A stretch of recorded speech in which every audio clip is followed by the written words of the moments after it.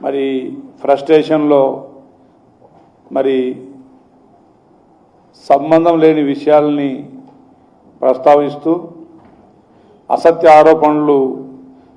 చేయడం జరిగింది. హరీష్ రావు గారు బీఆర్ఎస్ పార్టీలో కేటీఆర్ గారు తనకు ఎలాంటి అవకాశాలు ఇవ్వట్లేదని, కేసీఆర్ గారు కేటీఆర్ గారిని ముందు పెట్టి మరి పార్టీ పగ్గాలు వర్కింగ్ ప్రెసిడెంట్గా వారిని నియమించి మరి హరీష్ రావు గారి ప్రస్థానాన్ని తగ్గించడంలో కేసీఆర్ గారు విజయవంతం అవడం, ఇదంతా గమనించిన హరీష్ రావు గారు ఫ్రస్ట్రేషన్లో మరి బీజేపీ పార్టీకి పోవాలనే ప్రయత్నం చేయడం, అక్కడ బీజేపీ పార్టీ కూడా